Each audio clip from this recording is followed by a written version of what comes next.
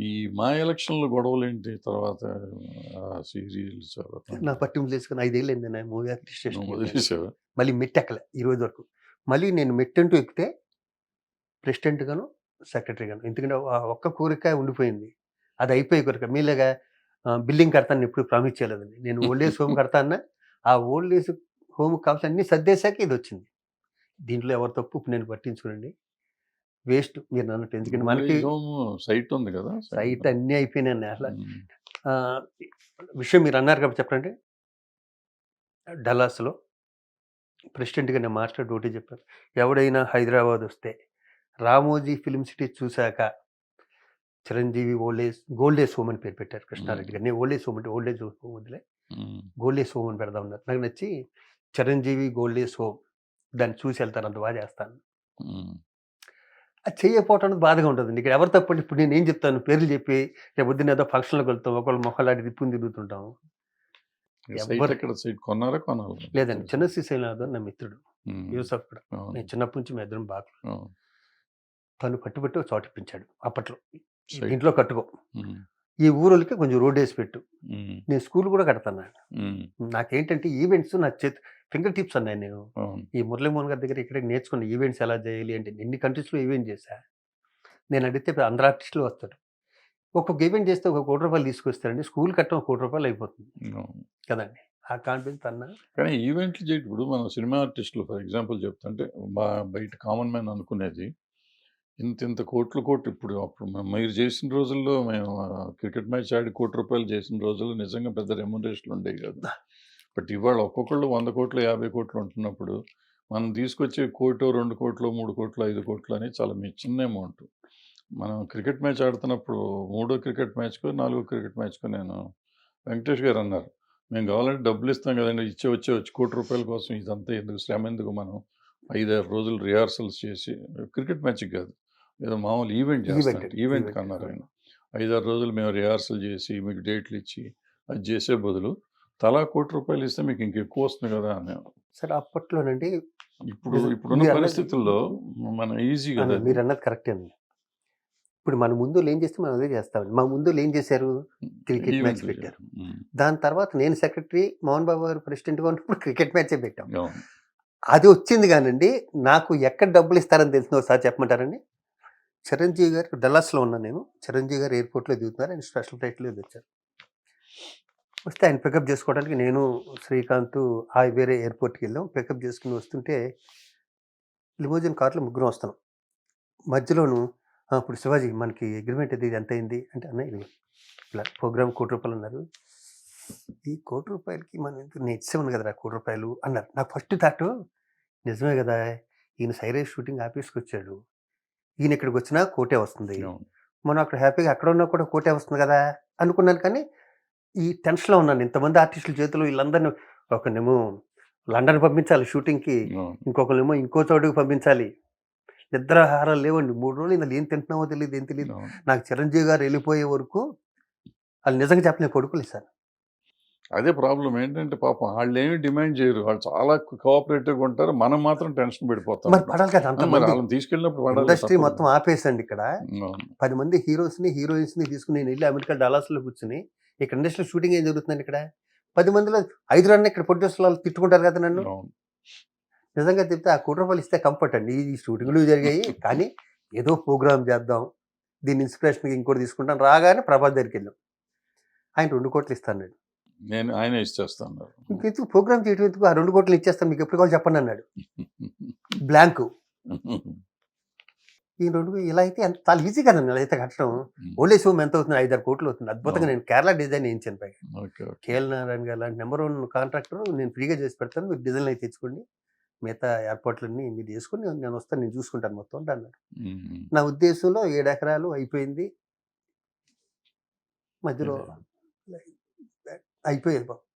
మీరన్నట్టు ఇందాక అన్నారే ఎవడుంటాడు మూవీ ఆర్టిస్ట్ స్టేషన్ ఆఫీస్‌కి నిజంగా 2 బెడ్‌రూమ్ ఫ్లాట్ చాలండి అక్కడ. కానీ అది సిటీ సెంట్రల్‌లో ఉంటేనే బావుంటది ఎప్పుడు.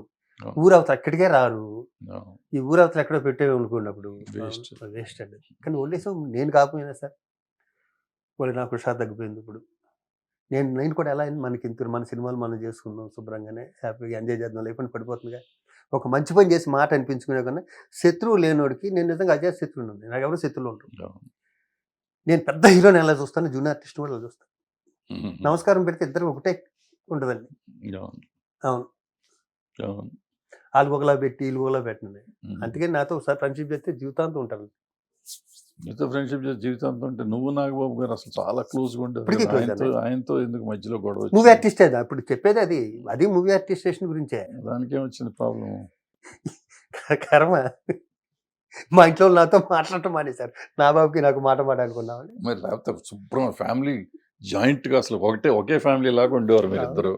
ఇప్పటికీ నాకు అలాంటిది ఇప్పటికీ నాగబాబు అంటే నాకు అంతే ఇష్టం. దాంట్లో ఇంకా డౌటే అక్కర్లేదు మీకు. హ్మ్. మూవీ ఆర్టిస్టేషన్ మా దగ్గర పర్సనల్‌గా ఉంటాయి నాగబాబుకి నాకు. హ్మ్. సడన్‌గా నిన్ను ఓడగొట్టేదాకా ఆయన అంత పగబట్టాల్సిన పరిస్థితికి వచ్చింది ఆయనకి. ఏమో నెక్స్ట్ మళ్ళీ నన్ను ఆయనే గెలిపిస్తాడేమో. అసలు ఎందుకొచ్చింది? ఆ పరిస్థితి ఎందుకొచ్చింది? మిస్‌అండర్‌స్టాండింగ్ అనే. మీ ఇద్దరికి ఉన్న అసలు అండర్‌స్టాండింగే ఎక్కువ కదా! చాలా అండర్‌స్టాండింగ్ ఎక్కువ. మరి ఎందుకొచ్చిందో నాకైతే గాడ్ ప్రామిస్‌గా తెలియదు. నేను అనుకోవటం ఏంటంటే పవన్ నువ్వు కళ్యాణ్ మామూలుడు కదా! అడిగేస్తావు కదా! ఏంటన్నా ఏమైందని అడుగుతావు అడగలేదు. అడిగే స్టేజ్ దాటిపోయింది. హ్మ్. మధ్యలో ఉంటారు కదండీ. మీకు తెలీదా మరి? మధ్యలో. పవన్ కళ్యాణ్ ఒక రోజు వచ్చి ఆఫీస్‌కి వచ్చి గొడవ చేసేరోడికి హ్మ్.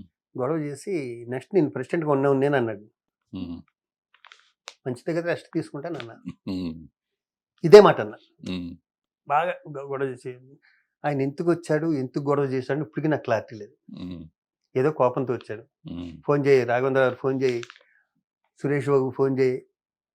ఈ రెండే అన్నారు. ఇద్దరికి ఫోన్ చేశాను. రాఘవేంద్ర గారు లేరు. సురేష్ బాబు గారు బెంగుళూరులో ఎక్కడో ఉన్నారు అని చెప్పాను తనతో. హ్మ్. అతని ఎమోషన్ చూస్తున్నాగా. ఆయన రాఘవేంద్ర గారికి ఎందుకు చేయమన్నాడు? రాఘవేంద్ర గారికి ఏం సంబంధం ఛాంబర్‌లో? ఏం మరి హ్మ్. నాకు అన్యాయం జరిగింది. దీనికి తీర్పు ఎవరు చెప్తారు అంటే మూవీ ఆర్టిస్ట్‌కి సంబంధం ఏముంటది? ఛాంబర్‌కి సంబంధం ఏముంటుంది? ప్రొడ్యూసర్ కౌన్సిల్ సంబంధం ఏదైనా పర్సనల్ ఇప్పుడు అవును. నన్నెవరో తిట్టారనుకోండి. నన్ను తిట్టారు. నన్ను భరద్వాజ తిట్టారు. నేను భరద్వాజతో చూసుకోవాలి. అవును. దానికి ఛాంబరు, మూవీ ఆర్టిస్టేషన్ ఏం చేస్తది? నాకు తెలిసిన నాలెడ్జ్ అది. ఒక 20 మంది లాయర్‌ని తీసుకొచ్చాడు. హుహు. సరే నువ్వేం చేసావు నా మీద అన్నాడు. హ్మ్. జెన్యూన్‌గా నేను, మంచులక్ష్మి, ఇంకో హీరోయిన్ హ్మ్. ఐజీ దగ్గరికెళ్ళి హ్మ్. కంప్లెయింట్ ఇచ్చి, హ్మ్. సంతకాలు పెట్టించుకొని అన్నీ తీసుకొచ్చి ఫైల్ ఇస్తే ఫైల్ చూసే ఓపిక కూడా లేదు ఆయనకి. హ్మ్. నాకు చాలా కావాల్సిన వ్యక్తి. అవును. చాలా సార్లు మద్రాసులో కలిసున్నాం. ఆ క్లోజ్‌తో లోపలికెళ్ళి లోపల లాయర్‌లున్నారు డి అన్నారు. హ్మ్. లోపలికెళ్ళా. చాలా మంది ఒక 20 మంది లాయర్‌లున్నారు.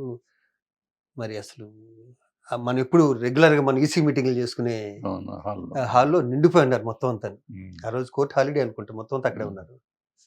హ్మ్. ఎవరికివ్వాలో అర్థం కావట్లే. అందరూ ఒకేలా ఉన్నారు నాకక్కడ. అందరూ నల్ల కోట్లేసుకొని. ఆ! హ్మ్. సరే నేచురల్‌గా ఏం చేస్తాం సెంటర్ సీట్‌లో ప్రెసిడెంట్ కూర్చున్న సీట్‌లో ఎవరో ఉంటారు కదా! హ్మ్. లేడీ ఎవరో కూర్చుంటే ఆవిడకి అది ఇచ్చేసి హ్మ్. వచ్చి ఇచ్చేసాను అన్నాను. హ్మ్. ఇచ్చేసాను అన్న మాట అన్నా వినాలిగా. అవును. నాకు బాధ అనిపించేదేంటి నా గురించి ఏం చేసావు నువ్వు అన్నాడు. ఇన్ని చేశాను మీకు తెలియకుండాను. ఇదిగో ఫైలు. మీరు చూసుకోండి ఇగో మిమ్మల్ని ఇలా అన్నందుకు ఇది ఐజీ కంప్లెయింట్ ఇచ్చాం. లక్ష్మి నేను వెళ్లి ఇంకో హీరోయిన్‌ను ఇన్ని చేసాం. నేను ఇక్కడ ఖాళీగా ఉండలే. హ్మ్. ప్రతి దానికి కష్టపడుతున్నా.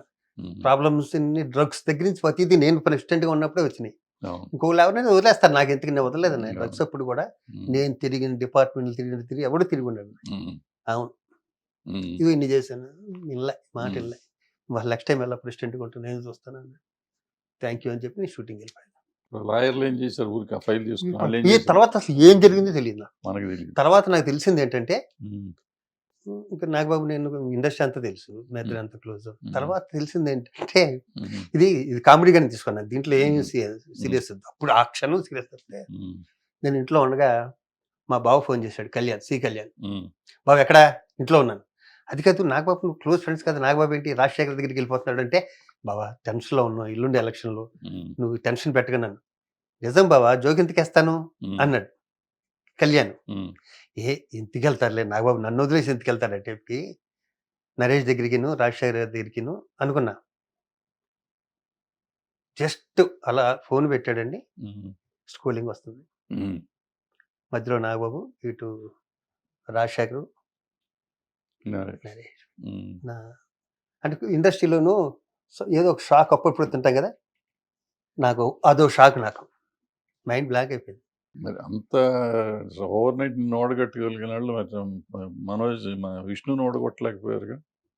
అదే పార్టీ. అక్కడ తేడా ఎందుకు వచ్చింది? అప్పుడు నువ్వు అసలు కంటిన్యూ నువ్వు నేను అసలు దాంట్లో లేనండి. నువ్వు నేను ఏలు షెడ్‌లో పెట్టలేదు అప్పుడు? నేను షెడ్‌లో ఉన్నా.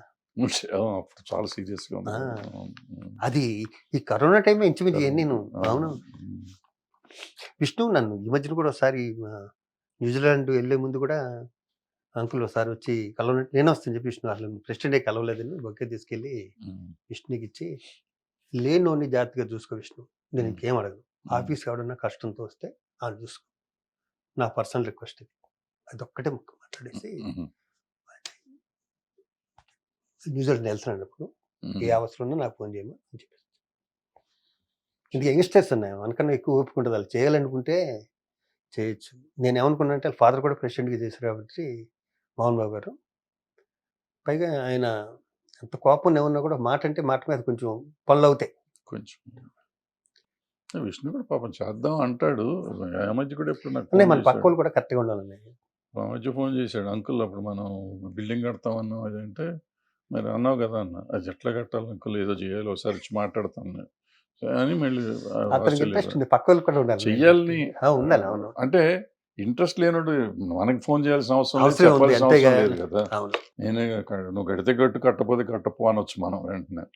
బట్ అతనికి ఎంతో కొంత మనసులో ఉంది కాబట్టి ఉంది, అది ఏం చేయాలనేది అతనికి అర్థం కావట్లేదు, ఏంటో మరి తెలియదు. రోజులు మారిపోయినాయి. ఇప్పుడు మనం ఒక మాట మాట్లాడే ఉంటేనండి ఇది అన్ని కోట్ల మందికి రీచ్ అయిపోతుంది అన్నమాట. అవును, నేను అవును, పనలేదు అంటే కుదరట్లేదన్న ఇప్పుడు. అవును, అవును. అవునవును. హిట్ టీవీ యాప్, ఇందులో short news, live news, entertainment shows, movies, digital magazines తో పాటు మీ జిల్లా వార్తలను కూడా ఫ్రీగా చూడొచ్చు. ఇంకెందుకు ఆలస్యం, వెంటనే హిట్ టీవీ యాప్ ని డౌన్లోడ్ చేసుకుని ఫ్రీగా ఎంటర్టైన్మెంట్ పొందండి. Hit TV app. Hit TV app. Please download Hit TV app. Hit TV యాప్ని ఫ్రీగా డౌన్లోడ్ చేసుకొని ఎంజాయ్ చేయండి. మీకు నచ్చిన ఎంటర్టైన్మెంట్ కోసం హిట్ టీవీ యాప్ ని ఫ్రీగా డౌన్లోడ్ చేసుకుని ఎంజాయ్ చేయండి. హిట్ టీవీ యాప్ని డౌన్లోడ్ చేసుకుని ఆస్వాదించండి, ఆశీర్వదించండి. ఇంతమంది సెలబ్రిటీలు హిట్ టీవీ యాప్ ని డౌన్లోడ్ చేసుకోండి అని చెప్తున్నారంటే ఎంత మంచి యాప్ ఆలోచించండి. అమెరికా అమెరికా అమెరికా అమెరికాలో చదవాలనుకునే వాళ్ళకి విశ్వసనీయమైన పేరు మన శౌర్య కన్సల్టెన్సీ. UK లో 1 year masters. UK లో 1 year masters. 2 years work permit up to 5 years visa. Contact Saurya Consultancy. Contact 89851 89851.